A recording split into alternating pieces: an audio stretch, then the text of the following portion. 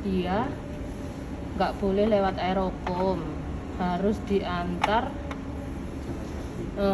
diantar pakai transporter, terus tidak boleh lebih dari 2 jam setelah pengambilan darah.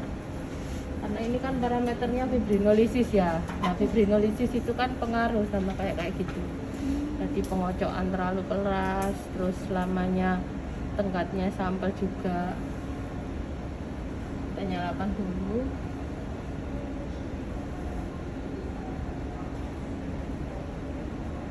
Kalau secara teori mungkin kalian lebih paham, tapi aku teknis ya, sedikit tahu sedikit lah. Sampelnya sitrat ya. Nah, ini habis nyalain CPU, nyalain alat. Ini nunggu nanti suhunya suhu ruang dulu. Nah, alat ini ada 2 channel, 1 sama 2. Di sininya itu ada kayak apa ya, penyeimbang ini loh, ini kayak bandul, kayak timbangan gitu. Nah, nanti kalau dia kerjanya itu gini, tek tek tek tek tek gitu. Nah, maintenance-nya cuma kita harus menyeimbang. Kalau timbangan otomatis itu ditaruh ya itu sama, ini juga kayak gitu. Ini ada ininya, jadi alat ini enggak boleh ya tempatnya miring, nggak boleh dekat yang getaran, nggak boleh. Jadi kalau alat ini nyala atau sana nyala, ini nggak boleh running ya. Jadi pernah alat mana ya yang itu kan koagulasi, itu di dimer ditaruh sini terus dinyalain. Waktu itu kan kalau nggak salah COVID varian Delta ya, aku ngerjakan itu grafiknya gini-gini.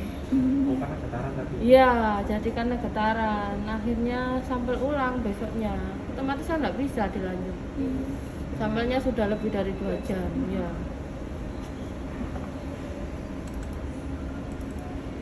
Ini waktu sampai keluar grafiknya itu berapa lama kira-kira? 45 sampai 1 jam setengah. Iya, tergantung hasilnya.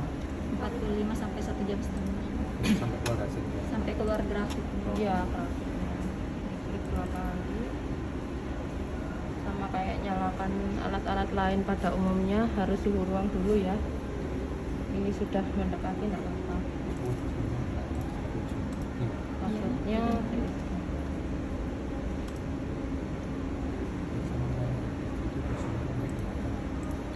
ini tak kasih tunjuk ininya aja. Ini grafik pasiennya, ini angle kalau baca. Nah, kita itu parameternya sampai lisis 30 aja, nggak sampai 60 menit. Walaupun ini cuma lisis 30, tapi pengerjaannya lama. Iya, Dokter Ariful kalau pembacaan sampai kesimpulan aku nggak seberapa paham.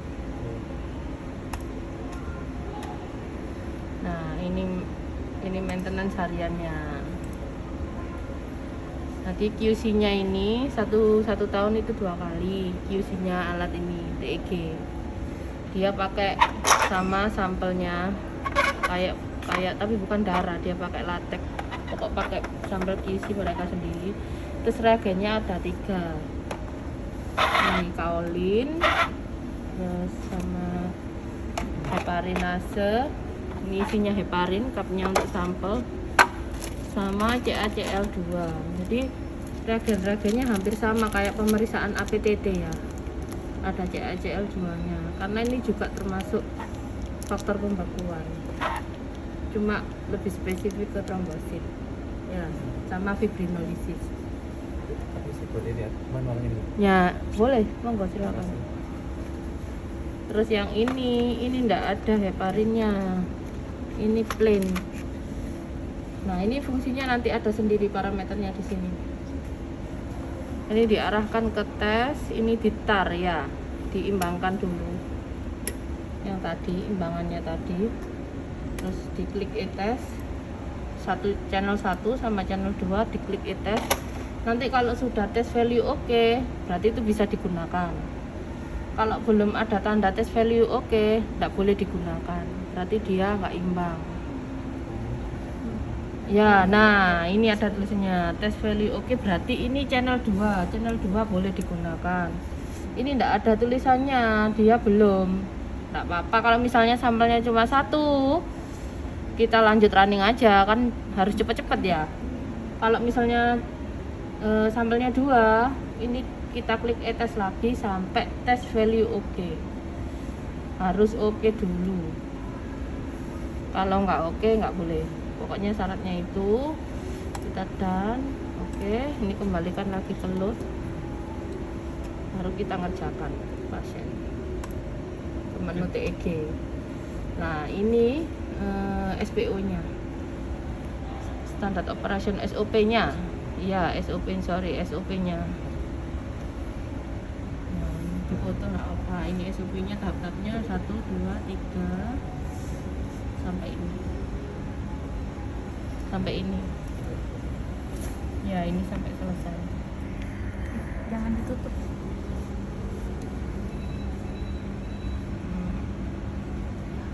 Udah, sekarang kita mulai ngerjakan ya. Ini aku pakai yang heparinase, biasanya pakai yang ini heparinase. Kapan saat heparinase, kapan saat ini? Sebenarnya kalau dari vendor sendiri menjelaskan itu tidak ada bedanya dan tidak ada harus kapan-kapan. Kalau ini lebih mahal karena ada heparinnya. Kalau misalnya tidak ada stok ini baru pakai ini, cuma itu aja. Oh, yang Iya. warna hitam, ya. Iya, tapi ini lebih spesifik aja. Sebenarnya alat ini kan di anestesi ya, ini sebenarnya dulunya punyanya PPJT. Jadi alat ini tuh di dekatnya pasien. Nah, iya, karena ini termasuk alat POCT. Iya, sebenarnya alat ini di dekatnya pasien untuk operasi-operasi transplant hati, iya, transplant organ lainnya, operasi jantung, itu ini alat ini. Rumah sakit Dr. Sutomo itu punya 2 di anestesi, di PPJT dua-duanya. Nah, berhubung COVID kemarin itu harus ada ini di PK, jadi ditaruh di 1, di PPJT 1. PPJT tetap ada, anestesi yang pegang, yang ngerjakan dokter anestesi. Ya, karena harus cepet kan, kalau nunggu di sini lama, kalau sana enggak, kan harus ya langsung. Ini harus disiapkan dulu ya. Kaulinnya, sampelnya 1, kaulin 1. Tadi yang sudah oke channel berapa tadi? 2. Ya, sekarang ininya ditaruh di channel 2. Posisinya load ya, nggak ada yang tes. Load. Ini load itu untuk posisi netral, ini tes untuk tes, yang ini eject itu untuk mengeluarkan cupnya nanti. Jadi ini ditaruh sampai notok atas, terus ini ada tombolnya. Fungsinya tombol ini dia untuk mengangkat tutupnya cup. Kita pencet ya, pasti nanti tutup cupnya ke atas. Nah, dia akan lengket di atas. Nah terus ini ditekan, harus rapet. Nah, baru kita preparasi sampel.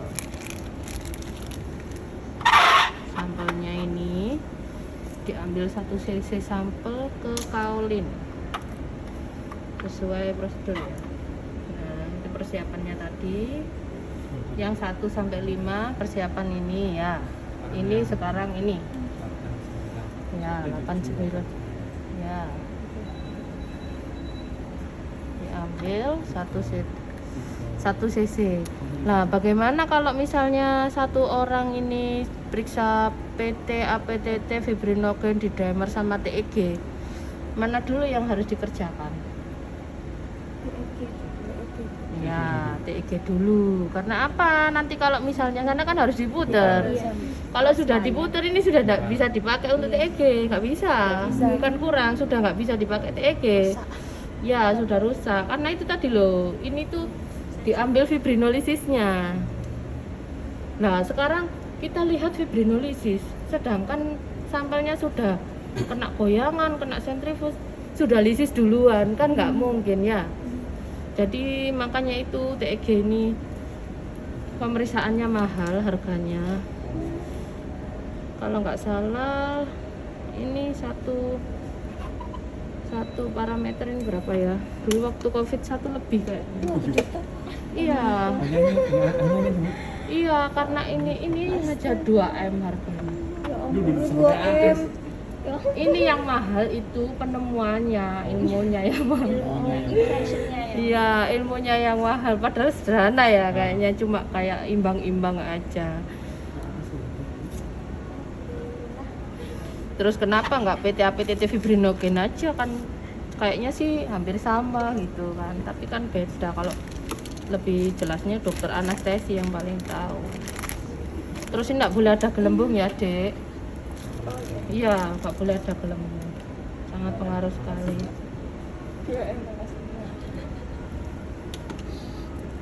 Ininya 20 mikro itu sudah saya setel semua. Ininya 20 mikro.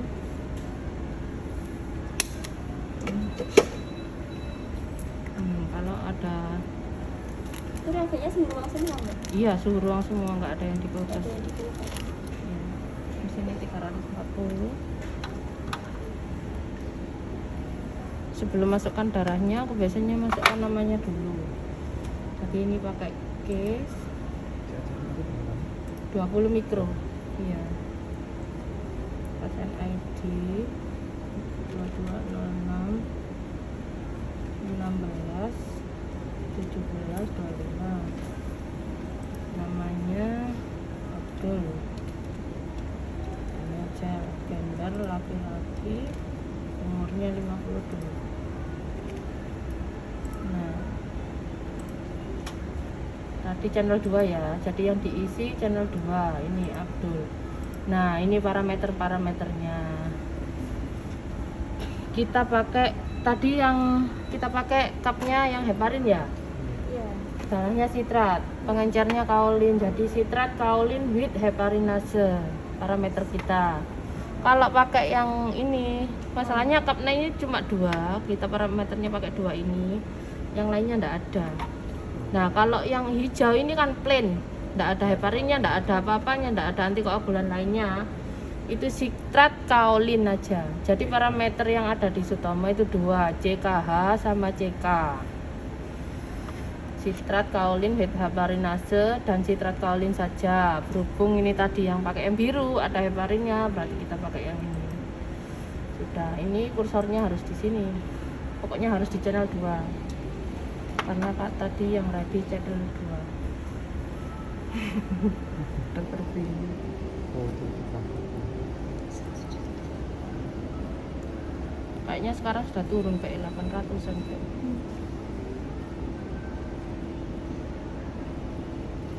Nah, untuk memudahkan enggak ada gelembungnya, ditempelkan dinding aja.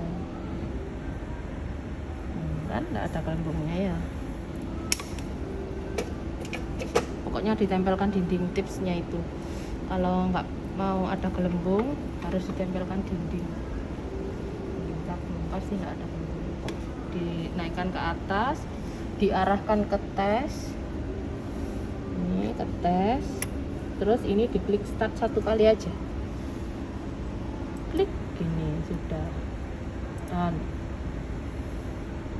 nah, tadi keklik aku ke apa? Kursornya tadi naik sendiri ya yo. Padahal aku nggak ngeklik anu 1 loh. Ini loh 1, nggak apa-apa, nggak masalah. Nah, ini nanti kan ini gerak ya, kedip-kedip ini. Nah, ini jalan ini, dia akan membentuk grafik. Nanti kayak ini. Kalau mau contoh yang ini boleh, nggak apa-apa. Ini normal, ini pasien normal, ini saya printkan, mau saya printkan. Repot continue sebagai contoh aja ya, daripada kalian nunggu lama yang hasilnya tadi. Berapa lama? Ya hampir 1 jam ya. Ini apa lagi? Oke. Oh, itu tadi yang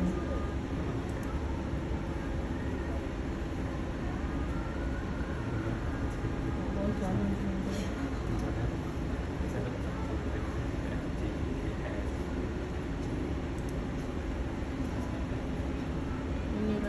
Dan kalau rendah gitu, sorry ini rendah. 1,1 sampai 3 range-nya.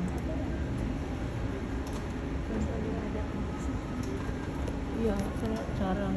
Yang banyak dulu aku sampai pulang malam-malam tuh yang varian Delta dulu itu. Banyak ya. Iya, TEG itu satu hari bisa 3 kali 4 kali. Ada yang ini deh, hasilnya aja. Ini berapa? Nah, kalau ada 0,1 0,00 itu biasanya dokter Arifin nyebutnya shutdown kayak gini ya. Ini 00, LY30 nya 00, jadi dia di bawah normal. Nah, ini biasanya itu shutdown itu biasanya orangnya sudah parah, jadi kayak tubuhnya itu sudah nggak bisa memberikan respon apa-apa gitu. Hasilnya yang 00 gini, habis tak periksa besoknya meninggal, mesti di Birik 7 itu ada dulu punyanya almarhum dokter Joko Marsudi, spesialis patologi klinik, dulu kepala instalasi sini dokter Joko. Mau tak tunjukkan kamu, dia itu mau meninggal, periksa TEG, hasilnya kayak gini semua.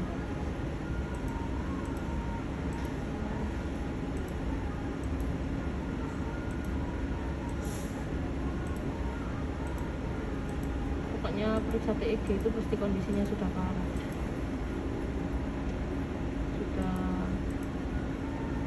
diluk budal rata-rata on sini sebabnya nggak bisa ngapain ya. Nah, ini kayak 0,00 ya, ini jelek ini biasanya, terlalu rendah.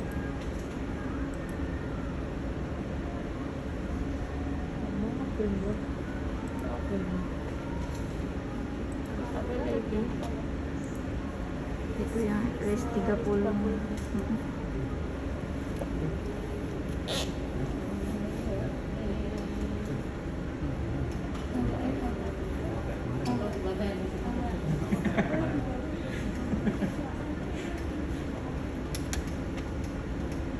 Iki sing alumni kene Reza to iki. Reza, Apa mbak? alumni kene awakmu. Alumni. Alumni relawan kene. Oh, dek sing dia relawan pertama di sini.